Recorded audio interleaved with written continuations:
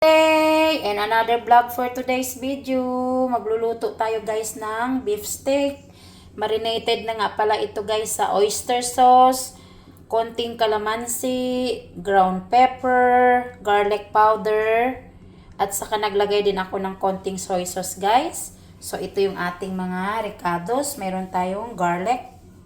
And then, onions. Wala tayong white onions. So, regular onions na lang gagamitin ko, guys. And then, isosote ko siya, guys, sa konting butter. And then, ito ng ating pan, guys. Ang ating kawali, naka-ready na. So, dito natin isosote, guys, ang ating beef steak. Bali, sirloin pala ito, guys, ang ating part ng baka. Tingnan nyo, guys, sobrang lalaki ng hiwa guys. Pinahiwa ko na yan sa market today. Yan guys. Ang lalaki, ang ganda guys. Malambot na to guys. Ay, naglagay din pala ako ng soda dito guys. Konting Sprite guys para mas lumambot agad ang karne niya. So yan guys ang ating beef steak. Hiwain ko muna. Sobrang lalaki. Ayan guys, naglagay na ako ng butter. Konting butter lang guys, pampalasa. So, dyan ko na isusote ang ating bawang. Lagay na natin guys, ang bawang natin. Then, isunod natin mamaya ang ating sibuyas.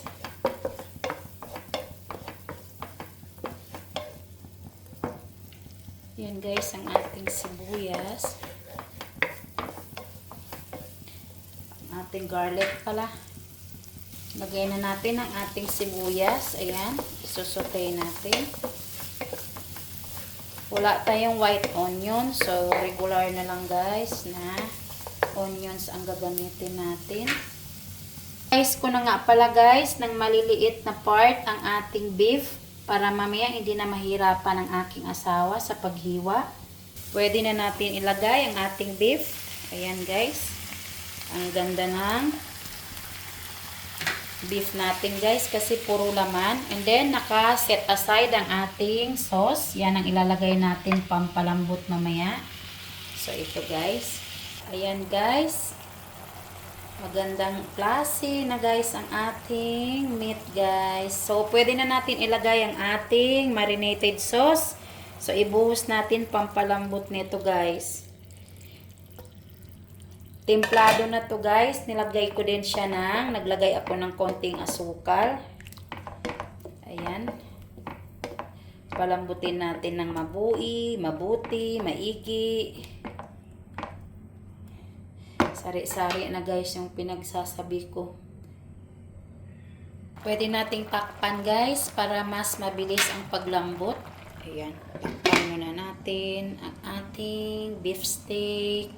Ayan guys, ang ating niluluto. Ayan guys, konti na lang ang sauce. Ayan guys, sa tingin ko guys, malambot na ito. Ito guys, sana ito, lulutuin ko sana ay beef broccoli. So, wala naman akong broccoli.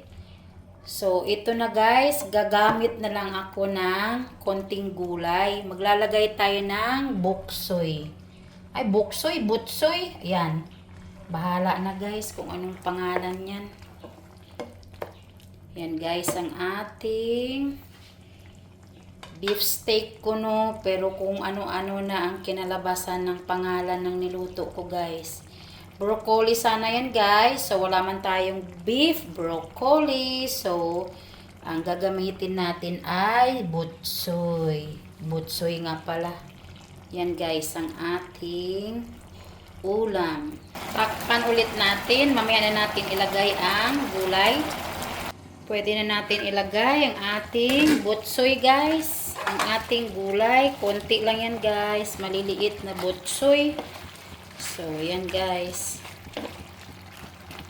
Sandali lang ang luto nito guys. Para may gulay naman ang aking hubby. Paborito niya to guys, ang ganitong luto.